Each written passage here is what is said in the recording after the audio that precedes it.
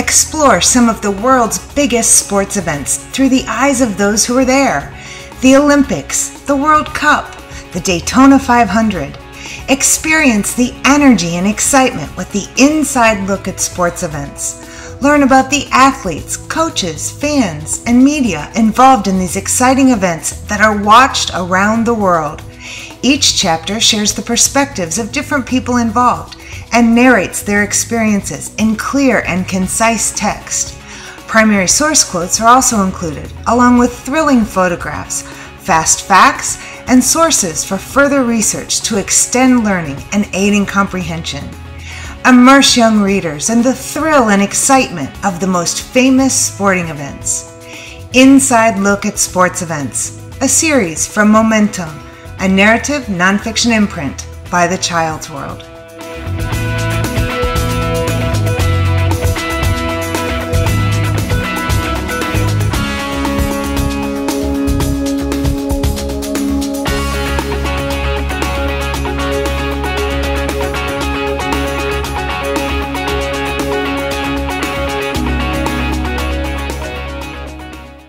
Member.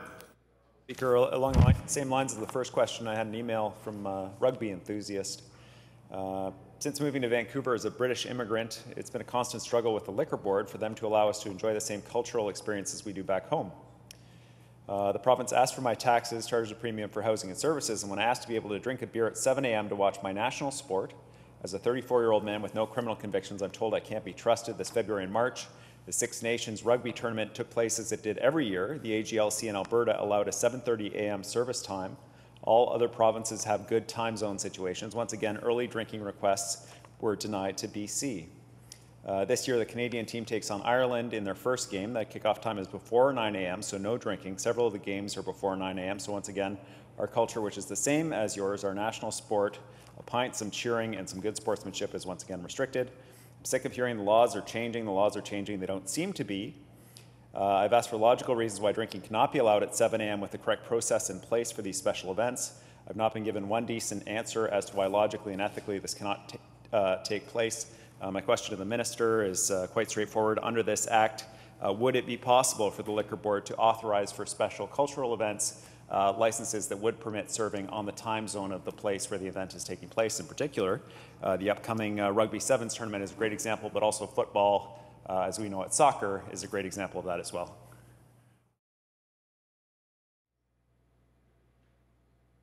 Minister. Chair, the authority is in the regulations to set the hours of operation for liquor establishments, and currently the regulation is 9 a.m. till 4 a.m. The General Manager also has the authority to make restrictions on that. During some special events, we have allowed the premises to open earlier, but not to sell liquor earlier. It is the case that the regulation-making authority is broad enough that those regulations could change, possibly to contemplate the kind of situation that the member is raising.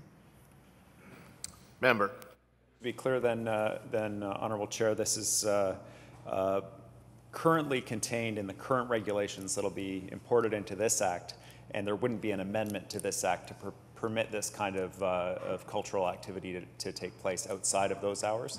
I guess what I'm asking is, would the Minister be amenable to an amendment to this Act to permit that kind of activity to take place? And the email writer notes, and I think it's a great point, that BC is spending a lot of tax money on the Rugby Sevens tournament to take place at BC Place next March. Clearly, we're supporting the idea of rugby in British Columbia. And he asked, does the province support rugby or not? I'd say the same thing would go for soccer or football. Is there something we can do here to include it in the Act? Clearly, we're both in favor of modernization and reasonable accommodation, and this seems eminently reasonable to me.